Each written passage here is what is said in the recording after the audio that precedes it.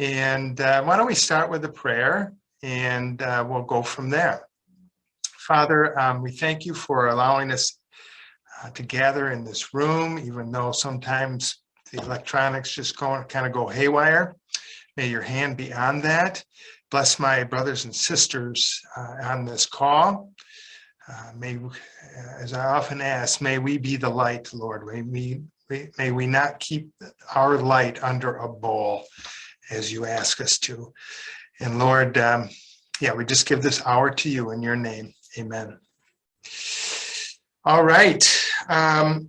So today I thought I would do a presentation on what lays ahead for Crossroads. I thought with January here, we could go ahead and say what's looking ahead at the ministry.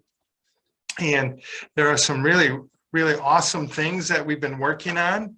And so I want to kind of bring you up to speed on that, because whatever we do in this office directly affects both the mentors and the students. So I want to draw you into that discussion.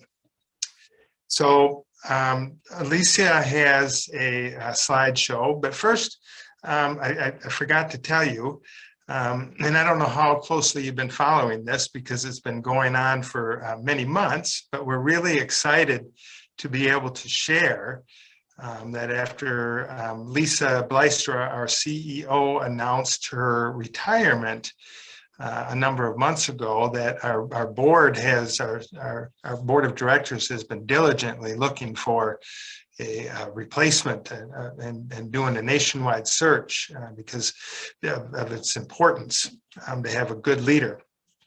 And it looks like we're getting very close to being able to make an announcement. Very hopeful that maybe even next week we may be able to do that. So once that happens, we'll get the message out to all of you. And until the offer is accepted, we can't really say anything, but it looks like it could be very close. So I just wanted to pass that along as Lisa enters her final weeks at Crossroads.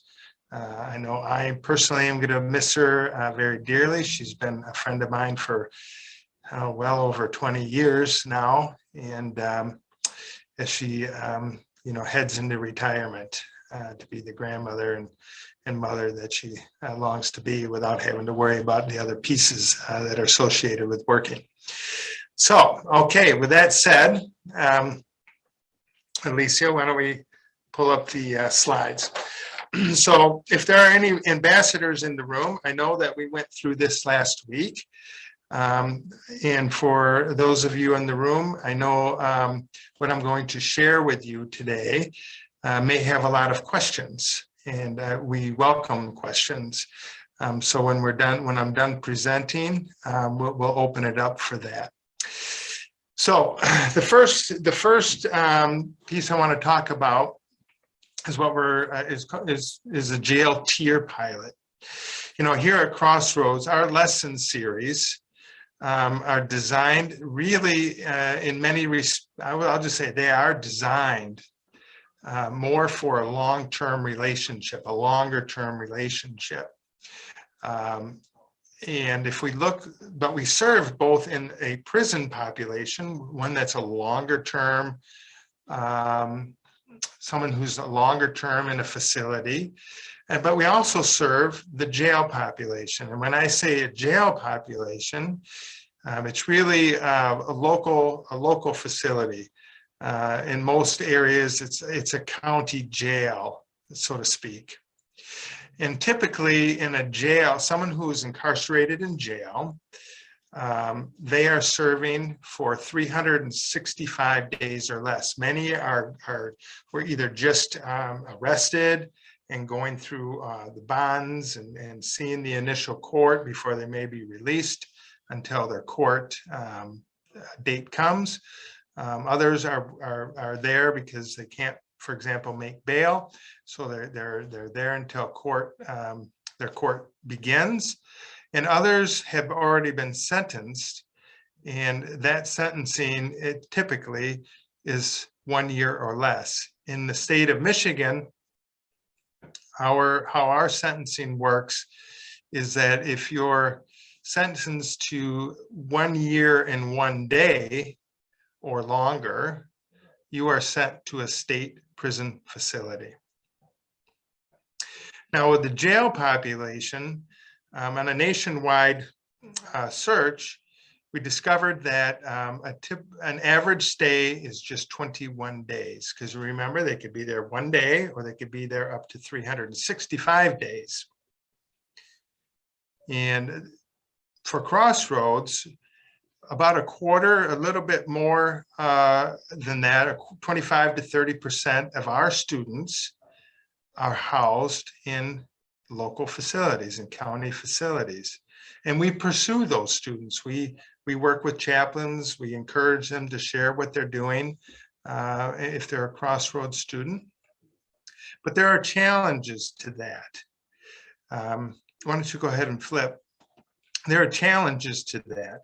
Just because if someone, so for example, if someone signs up for Crossroads, it takes time to mail them the lesson, for them to do the lesson, to get it mailed to our office and off to a mentor.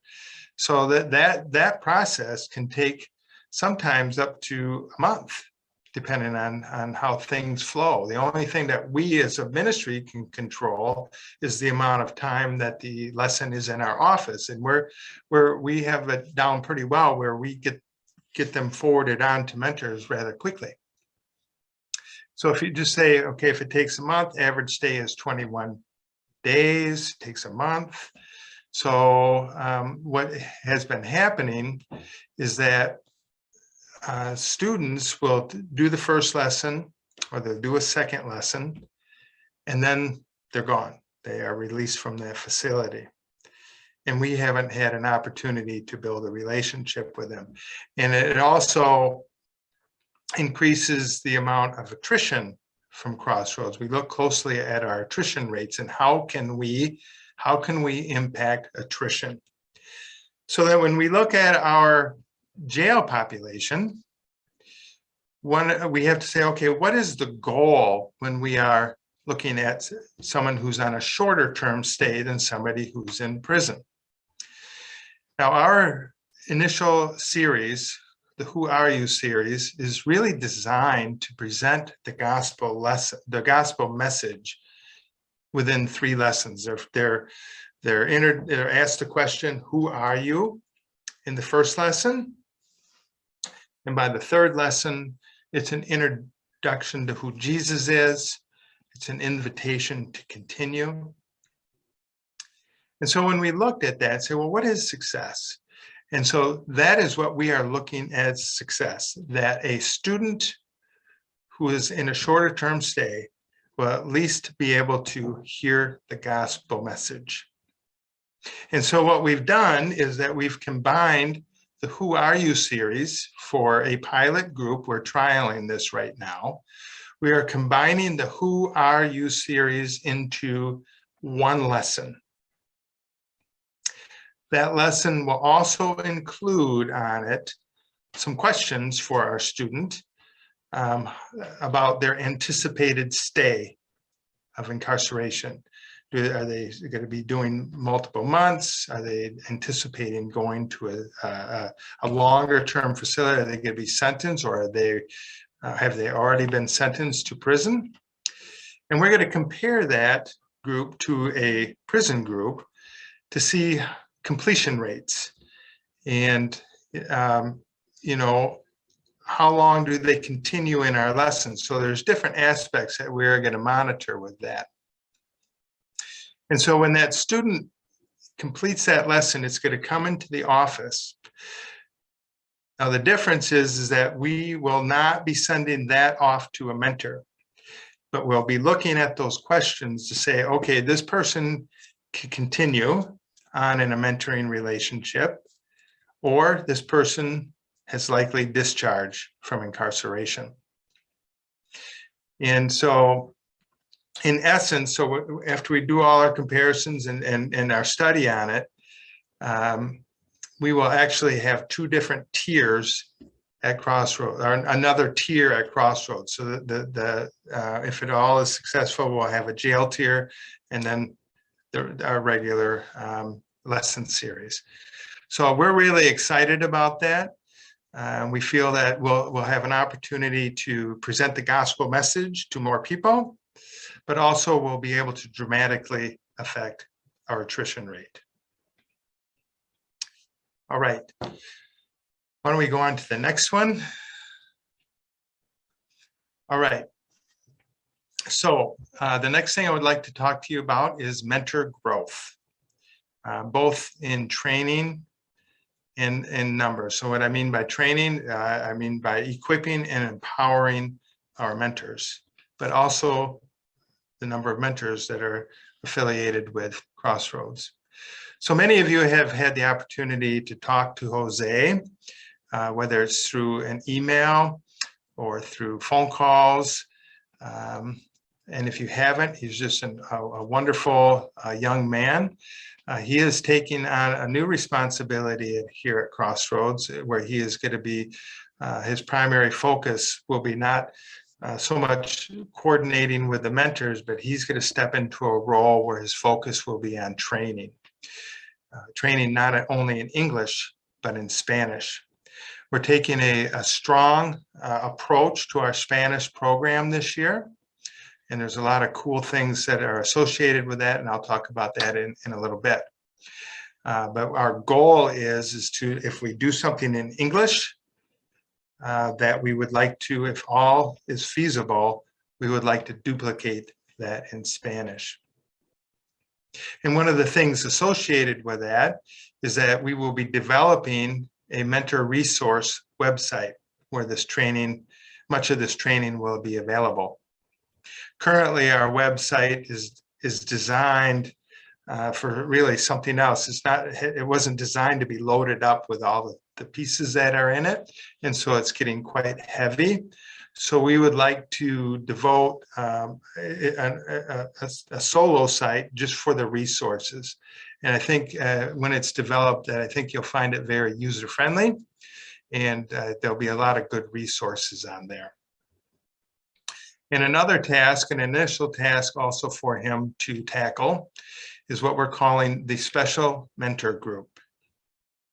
If you've been a Crossroads mentor for any period of time, you may have noticed, and I've noticed that there's been some shifting for students, that life just seems to be more difficult for them. There are more things that are showing themselves. And really, those things that are showing themselves, the questions that are being asked, the things that folks are wrestling through, tend to fall into three different areas. Now, there's subsets to that, but there are three main areas, especially when it comes to what we're doing with the biblical lessons. One is the theological area, one is the emotional, and one is the literacy. Theological questions may center around, they're really struggling with the Trinity, or they may be getting different religions kind of mixed up together and have kind of a false sense of what the Trinity is, or who Jesus is, or where he fits into their lives. Sometimes people are struggling with emotional challenges that are really deep. We have people that have been thinking about suicide, or they just have such challenges around them that they just don't know how to handle it emotionally. And for the literacy group, many of you may have seen folks, men and women, struggle writing a complete sentence, or you'll see words that have both capital letters, kind of, capital letters and the smaller letters all mixed together. They're not able to put down, a more complete thought process. We have that. And every Thursday, we as a team meet, and it is not unusual for us to have 6, 8, 10 students that may fall into one of these categories that we have to figure out, how are we going to handle this? Who can we give these to? And so with that thought in mind, we have decided to develop a special, what we're calling a special mentor group.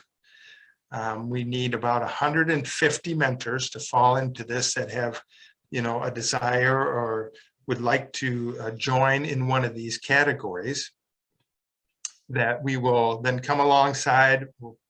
We'll have some special training for them. We likely will have some Zoom gatherings and just draw closer together as we learn together. How do we tackle this, so that when those lessons come to us, we can look at them and then we can say, okay, we'll send it to this group here, and Douglas is next in line for that lesson. That'll also allow us an ability to handle some of these folks that keep popping up on a regular basis. The same person that keeps popping up, they can stay within the special mentor group. And so what we're going to do, it looks like today, is that Jose's in the middle of drafting applications for this. And what you will likely see here in the future is an email that will come to your home and asking if one of these areas, they'll have an explanation to what they are, and there'll be kind of a survey with it, and then you'll be able to answer the questions to see if you would be a fit for this. And then it'll get sent back to us, and then we'll make a determination from there. Now, we only need 150. We have 3,000 mentors. We know that not everybody has the time or the desire to do that. So if you are one of those people that sends us a return and you would like to do that, do not feel dismissed if we do not get back to you and put in that group. It's likely that we just had a great response to that. But I do want to encourage you that when that email comes, to prayerfully consider that if you have a special gift within those areas or a special desire to be able to share yourself in those areas. All right. Okay, shifting to another piece is that in last May, we put out an email because we were getting low on available Tier 2 mentors. We have an ongoing need for that, and we usually have a little pool, and that pool dwindles. We put out another call. Well, the last call we did was last May, and we haven't had to do another since, because 700 of you responded in such a way, said, I'll take a student. And of course, I about fell over in my chair. And it was just a wonderful problem to have. It's not a problem, but it was just a wonderful thing that we had to go through and say, oh my gosh, what do we do with this? But it also opened up some beautiful doors for us. For years, we have been hopeful on how do we get to the point where we can bring Tier 1 mentors into Tier 2 and into a one-on-one relationship sooner in their journey with Crossroads. Also associated with this, when we do Tier 2 assigning, it's internal language, Tier 2 assigning, so when we assign a mentor to a student, it's quite time consuming to do that. There's a lot of pieces that go with that. And so what we decided to do with our new database, we have a database that's about 2 years old that we're really learning how to really use its functions. We decided to pilot a group of students to bring them in early into Crossroads Tier 2, and to be able to automatically assign that to a waiting Tier 2 mentor. And so we're just at that point now where we're going to trial it. But I think both Alicia and I are very hopeful that this is going to work well. And so I think this could be part of our new process, that if we have available tier 2 mentors, we will be able to draw that many more tier 1 students into the one-on-one relationship earlier in their journey. And the beautiful piece about that, I won't go into it all, but the beautiful piece about that is they won't miss any of the lesson series. Associated with that is what we're calling the Timothy Project Mentor Recruitment Campaign that'll start in Q3. Our fiscal year starts in July, so Q3 is going to be coming upon us rather quickly. Pre-pandemic, we were on an exponential growth. We had just through your, really it's through the sharing of you as mentors, sharing your stories wherever you live with whoever you are in contact with, grew our mentor recruitment up by over 700 just in 1 year. And that to me is unheard of anywhere. I've never heard of such a thing. And then the pandemic hit us, and it hit us, and some of the things that we really were significant as time went along. Our mentor recruitment numbers kind of flattened out. We're kind of right there, kind of staying even with attrition. But we're not having any real growth in our mentor numbers. And it was the same for our students for a variety of reasons. So we kept pretty even with our student numbers coming in and the mentor numbers coming in throughout this pandemic. But this year, we are going to really hopefully create that sense of urgency, because we have folks that are just waiting. You know, I know they're just waiting to come into to be invited into Crossroads on a greater scale. And I know personally that there are mentors waiting out there that God has prepared to join us. We just need to find them. And on top of that, with this new process that we have with our tier 2 assigning, we have the capacity to really grow our one-on-one mentor impact. And so this Timothy project that we'll be sharing with you will really focus on the one-on-one relationships between students and mentors. And the theme of it centers around Paul and Timothy's life, on how they joined together and what their relationship grew through one-on-one mentoring. We have a goal this year. I said 700 pre-pandemic.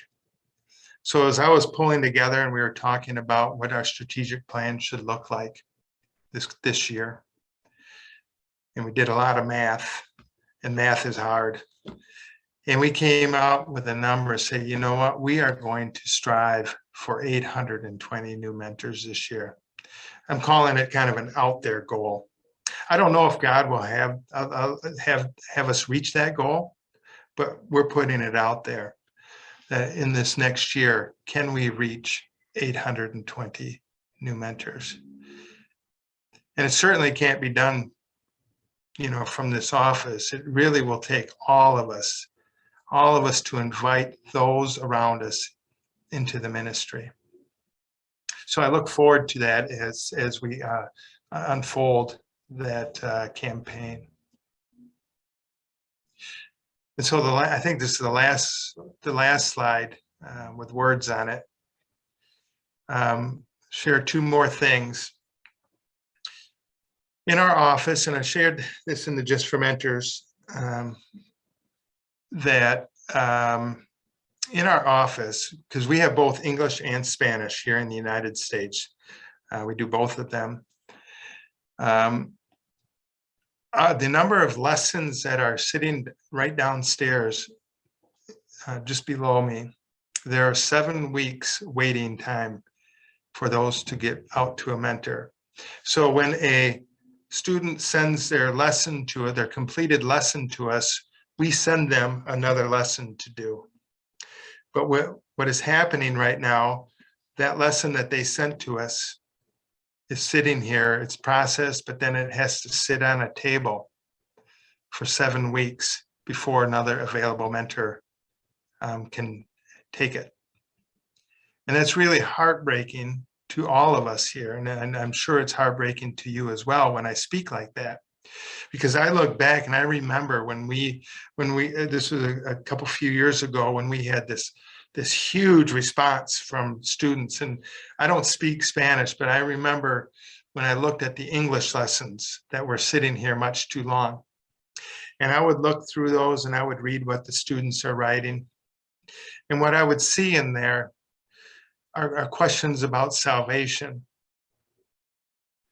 I would see questions and thoughts and really sometimes tears reflecting on the challenges that they were having. And there they sat. Thankfully, we got through that. That's when we grew our numbers. We said that to our mentors, and that's when we grew over 700 mentors that year.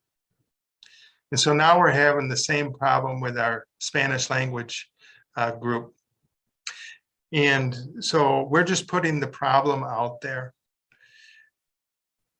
We don't know how to fix this completely. We're doing the best that we can.